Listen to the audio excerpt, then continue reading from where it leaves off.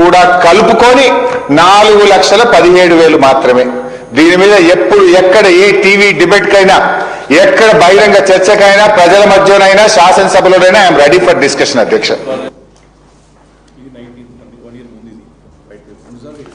ఈ విషయం అసెంబ్లీలో ఒకసారి చెప్పలే, 2 సార్లు చెప్పిన అసెంబ్లీలో. ఒకటేమో 19th December 2023 నాడు ఒకసారి అసెంబ్లీలో చెప్పిన, వైట్ పేపర్ మీద మాట్లాడేటప్పుడు ఇదే విషయం చెప్పిన. మళ్ళీ అసెంబ్లీలో ఈ డేట్ కూడా చెప్తున్నా, ఏ రోజు అసెంబ్లీలో మాట్లాడినాం. 20th December 2024, 20 డిసెంబర్ 2024 నాడు ఈ అసెంబ్లీ సాక్షిగా ముఖ్యమంత్రి, ఉప ముఖ్యమంత్రి, క్యాబినెట్ అందరూ కూర్చున్నప్పుడు అసెంబ్లీలో చెప్పిన మాట. తలకాయలు వంచుకున్నారు తప్ప ఒక్కరు లేచి మాట్లాడలే ఆ రోజు. ఇలా బయట వచ్చి పేపర్ టైగర్ల లెక్క మాట్లాడుతుంది. మరి ఆ రోజు నేను చెప్పే ఫిగర్ తప్పైతే అప్పుడే మాట్లాడాలి కదా, మళ్ళా పెట్టండి అసెంబ్లీ మాట్లాడదాం. నేనేం మీ బుక్ పట్టుకునే మాట్లాడుతున్నా కదా, నీ ఆధారంగానే మాట్లాడుతున్నా కదా. This is the white paper you presented in the assembly, this is not my story. ఇక అసలు వీళ్ళు మాట్లాడే దాంట్లో ఈ అప్పుల విషయంలో ఇంకోటి కూడా చెప్దాము. ఒక లెక్క ఉన్నదే, వైట్ పేపర్లో ఎంత అప్పని చూపించిండ్రు, 6,17,000 ఎంతో చూపిండ్రు.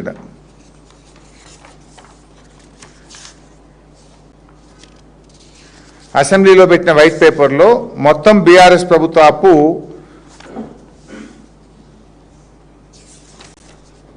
6,71,757 కోట్లని చూపించినారు. అది 6,71,757 కోట్లని వైట్ పేపర్లో పెట్టినారు. ఓకే, ఇది అసెంబ్లీలో పెట్టిన వైట్ పేపర్. జూపల్లి గారు ఏమన్నారు మొన్న, 8 లక్షల కోట్ల అని నేను చూపించకపోతే రాజీనామా చేసిపోతా మీ తెలంగాణ భవన్కి వచ్చి 8 చెప్పిండు. అదే జూపల్లి తెల్లారేం మాట్లాడిండు, 7 లక్షల కోట్లు అని 1 లక్ష తగ్గించిండు. నిన్న బట్టి గారు ఏం మాట్లాడిండ్రు, 821 ఎంతో పెంచిండు, మళ్ళీ ఇంత పెంచాడు. అసెంబ్లీలో ఒక మాట, జూపల్లిది ఒక మాట, బట్టి గారిది ఒక మాట, పబ్లిక్ మీటింగ్లో ఒక మాట, ప్రెస్ మీట్లో ఒక మాట, పూటకో మాట. ఇక మీ ఇష్టం ఉన్నట్టు పెంచుతారా?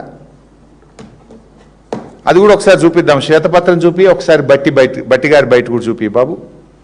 జూపల్లి అయితే నేను మొన్ననే చూపించాను. 10 సంవత్సరాలు వీళ్ళు చేసిన అప్పు 6,71,757 కోట్లు ఇవాళ రాష్ట్రం మీద రుణభారంలో ఉంది అధ్యక్ష.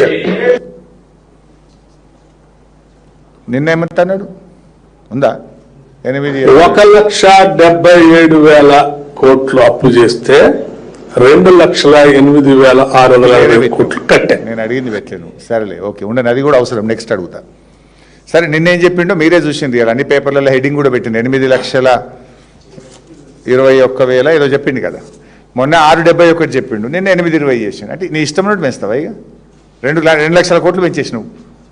అసెంబ్లీలో చెప్పింది నిజమని నమ్మాలా, నువ్వు పబ్లిక్ ఉపన్యాసం చేసింది నిజమని నమ్మాలా? అంటే ఇదంతా కూడా ఇవాళ మీ ప్రభుత్వం డిఫెన్స్లో పడ్డది. రైతులు మీ మీద తిరగబడుతున్నారు, విద్యార్థులు నిరుద్యోగులు మీ మీద తిరగబడుతున్నారు, ఇవాళ మహిళలు తిరగబడే పరిస్థితి వచ్చింది. ఇవాళ స్కామ్లు పూటకోటి బయటకు వస్తుంటే డైవర్షన్ పాలిటిక్స్కు ప్రజల దృష్టి మరల్చడానికి ఈ రకమైనటువంటి డ్రామాలకు మీరు తెరలేపుతా ఉన్నారు. అసలు ఇంకోటి మీరు గమనించండి, వీళ్ళ అబద్ధాలు ఎంత స్పష్టంగా దొరికిపోతారంటే, ఇప్పుడు బట్టి గారు బయట ఉన్నారు, మళ్ళీ వినండి. బట్టి గారు ఎంత అప్పు చేసినామంటుండ్రు, కాంగ్రెస్ ప్రభుత్వం వచ్చినాక 1,72,000 కోట్లు అప్పు చేసినా అని ఇప్పుడు బట్టి గారు చెప్పింది కదా, మీరు విన్నారు. ముఖ్యమంత్రి అసెంబ్లీలో ఏమన్నాడంటే 3,40,000 కోట్లేమో అప్పు చేసినా ముఖ్యమంత్రి అంటాడు. ఇప్పుడు ముఖ్యమంత్రి మాట నమ్మాలనా, ఉప ముఖ్యమంత్రి నా మాట నమ్మాలనా? ఉప ముఖ్యమంత్రి ఏమో ఆర్థిక మంత్రి, ముఖ్యమంత్రి ఏమో is all and soul, is the head of the state. అసలు మీరు చేసిన అప్పు ఎంత అంటే మిమ్మల్ని ఎట్లా నమ్మాలి? మీ అన్ని అబద్ధాలు చూడండి. వైట్ పేపర్లో ఒకటి, పబ్లిక్ మీటింగ్ అప్పు, బీఆర్ఎస్ చేసిన అప్పుల మీద 4 రకాల ఫిగర్లు చెప్తారు.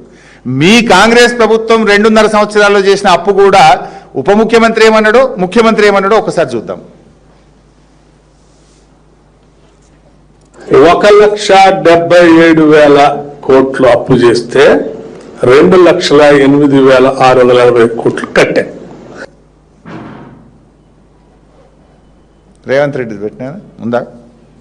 ఇవన్నీ కలిపితే 3,47,294 కోట్లు మేము అప్పు చేసినాం అధ్యక్ష. ఎప్పటి నుంచి 1/12/2023 నుంచి అధ్యక్ష, బాగా సభ్యులందరూ వినాలి. 28/2/2023